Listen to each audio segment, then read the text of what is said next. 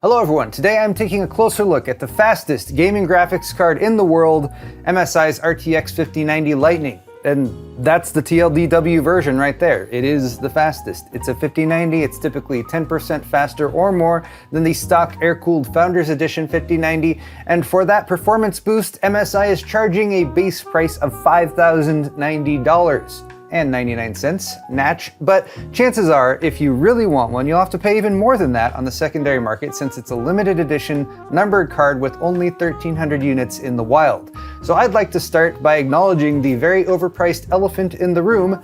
This card is absurdly expensive and is launching at a time when the cost of PC hardware is at an all-time high, particularly memory. But since this card also launched late last week and I have the benefit of hindsight, I'll be interweaving my testing and results with a collection of reviews from other tech media. A bit of a meta review, if you will, which are all linked in the description, of course, but I'll be focusing on answering the questions that casual observers or even the handful of independently wealthy prospective buyers might have about the 5090 Lightning. Like, why did MSI even bother sending samples out to reviewers and tech media at all? This video is time-stamped if you want to jump ahead, so let's get started. Excellent!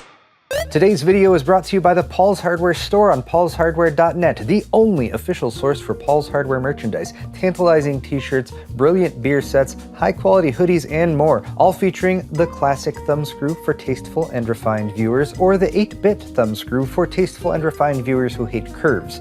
New designs are added sporadically and at random, so head over to paulshardware.net and get some of that sweet, sweet merch right now. Or not right now, after you watch the video. Either way. I'm always a function over form kind of person, so let's start with performance. Is the 5090 Lightning fast enough versus other RTX 5090s to justify an over $5,000 MSRP? The simple answer is no, in my opinion at least. Since I already mentioned, performance-wise it's going to be about 10% faster, but price-wise it's going to be about 100 to 150% more, depending if you're looking at 5090 MSRPs or street pricing. But I'm a pragmatic person and I don't have a trust fund, and so the simple answer gets muddied a bit if you do consider current 5090 street prices that are over $3,000 and the allure of a Halo tier product that is, by all accounts, the best of the best. If you're comparing different implementations of the same GPU, and most reviewers, including myself, compared this to the Founders Edition RTX 5090 as a baseline, there are 4 metrics worth considering. Raw performance, which in this case will mostly be differentiated by GPU clock speeds, cooling, as shown by GPU and memory temperatures under load, acoustics, as in how loud it gets, and power draw, which is often less of a consideration with high-end GPUs that push performance to the max, but which should still be taken into account. So let's look at raw performance and clock speeds. There are 3 tiers of performance for the 5090 Lightning. The default 800 watt profile, which is already up 200 watts from typical 5090s. The 1000 watt OC profile, which you can access via a fairly recessed switch on the PCB, and then manually overclocked performance, which should be among the best available since MSI used binned Blackwell GB202 dies for these cards and paired them with an over-engineered custom PCB with 40-50 amp power stages, a 360mm AIO cooler with a full cover copper block for the GPU, memory, and power delivery, and of course, the infamous dual 12V2x6 connectors. Thankfully, MSI also provided their new MPG AI1600TS PCI Express 5.0 80+ titanium rated power supply for testing, which has native dual 12V2x6 connectors and GPU Safeguard Plus, as I showed at CES, that monitors power current to alert you if melting or burning might be imminent. There's a 2500 watt VBIOS out there as well, supposedly only for extreme LN2 overclockers, as it voids your warranty if you load it, but it seems to have already leaked and has already killed at least one Lightning 5090 GPU. So we'll leave that to the OCing mad lads and focus on manual overclocking with the 1000 watt VBIOS, as most reviewers did. To sum up, an RTX 5090 Founders Edition GPU will run at about 2,700 MHz under typical gaming load. A manufacturer overclocked or liquid-cooled 5090 like the MSI Supreme will get that up to around 2,800 MHz. And the 5090 Lightning with the 800 watt VBIOS in my testing ran at about 3000 MHz. Switching to the extreme 1000 watt VBIOS pushed it up to 3050 to 3200 MHz, a further 50 to 200 MHz or so depending on the test being run, and manually overclocking on the extreme profile tops out at between 3200 and 3300 MHz. This seemed to be the case for pretty much all the reviews I cross-checked, and unsurprisingly, 10 to 20% higher GPU clocks led to 10 to 20% performance gains, which is why some called this card basically a 5090 Ti, since a 10 to 20% performance gap isn't unreasonable for a higher tier of GPU and lineup. And it's possible this is the closest to a 5090 Ti that we will see launch, given recent GPU launch plan rumors. Next is cooling, and we can keep this short. While you will need space for a 360mm radiator and fans in your case, MSI's cooler performed incredibly well given the clock speeds and power draw it is taming. It's also self-contained, and the fans are wired through the AIO tubing, so there's no cables to manage. Typical gaming temperatures are around 50 degrees Celsius on the GPU, with VRAM temps typically around 10 degrees Celsius warmer. Even when overclocked and running stress tests like FurMark, it's tough to get the 5090 Lightning's GPU up over 60 degrees Celsius. I peaked at 61 to 62, and the highest I saw in one of the other reviews was Hardware Canucks at 66 degrees Celsius, and that was manually overclocked, drawing close to 850 watts, and testing Cyberpunk with maxed graphics and path tracing enabled, which is a known method to get this card closest to its power limits. When it comes to acoustics, the only negative to be mentioned is that the GPU pump on the Lightning runs at all times, though it is not terribly loud or anything. The fans will stop spinning when not under load, but apart from that, this is also one of the quietest GPUs that I've tested. I was setting the fan speed to 80% for overclocked testing, and they were still barely audible, and comparative tests like Kit Guru's show noise levels lower than almost every other 5090 tested. It is a testament to MSI's cooler design, as well as the benefits of liquid cooling, that this card can achieve the performance levels we've seen while also running so quiet. Of course, you can't have everything, and the one area the 5090 Lightning falls short is power draw. The stock 800 watt profile isn't terrible compared to other high-end 5090s, but they all go well beyond the Founders Edition, and when you load up the OC profile or open things up with manual overclocking, you can easily push 100 watts or more beyond those cards, and of course, in the right conditions, such as Cyberpunk with path tracing, the card can actually draw 1000 watts or more, which is a lot, but again, this depends on the test, and averages are typically well below those peaks. Getting back to the core question for this section though, is the extra performance worth it?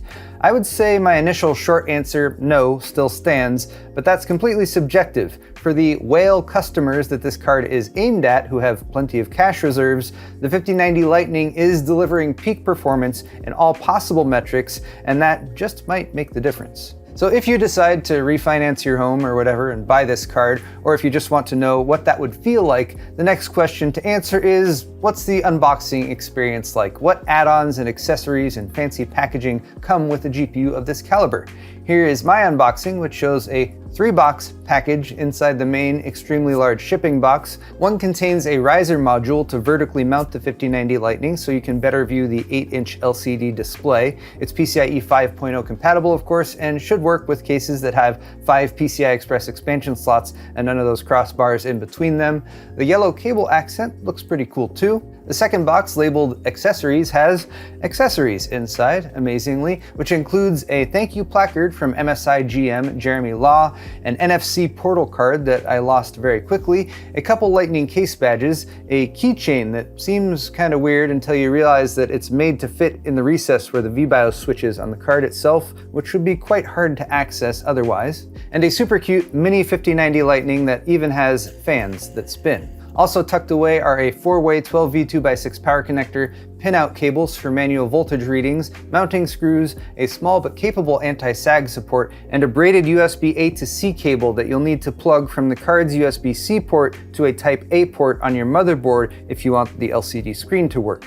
The screen might have gone to sleep, which is why that was off for a second. Then there's the card itself, which has a box that dramatically opens from the top, and apart from an unsightly desiccant pack, looks very cool and holds the GPU and cooler vertically until you carefully remove it. From there you can get your peel on, or off rather, to remove the protective film from the 8-inch LCD screen and the GPU cooler. The back plate also has actual carbon fiber accents, which look very cool, and the GPU itself is a triple slot design with wraparound soft gold accents and limited edition numbering on the side. I got number 24. Okay, next, apart from a cool box and accessories and peak performance, what other features or aesthetic touches does the 5090 Lightning have?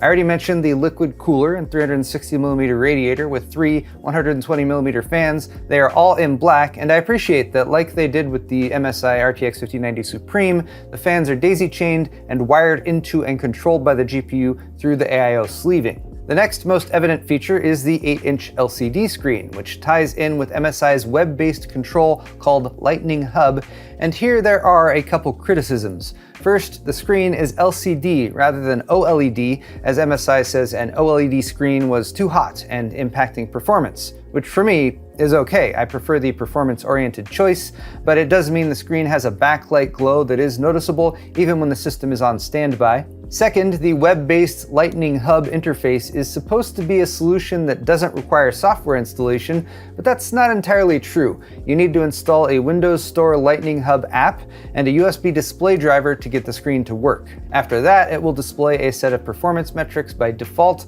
clock speed and temperatures, etc. But since it functions as another monitor on your system, it can also display anything a monitor can, which makes it flexible, but it also means you can lose your mouse accidentally onto the GPU's display, which can be quite annoying. The Lightning Hub web interface gives access to basic RGB controls for the accent RGB strip on the card, and you can enable overclocks here or use Flash Dash to show the hardware monitoring stats, video, images, or extended display functionality. There's also a phone app that you can connect, but I didn't test that one out.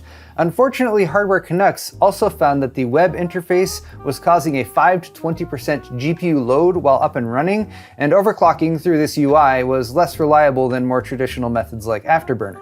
The last feature I wanted to touch on is the dual 12V 2x6 power connectors. Many seem to regard this as double the chances to have your 5090 catch on fire, and to be clear, I also think the 12V 2x6 power connector sucks, but having two of them actually means the power draw for the card is split between them, resulting in lower cable temperatures as shown by Kit Guru. It's also pretty much required for an RTX 50 series GPU to pull more than 600 watts, which is what a single 12V 2x6 connector is rated for.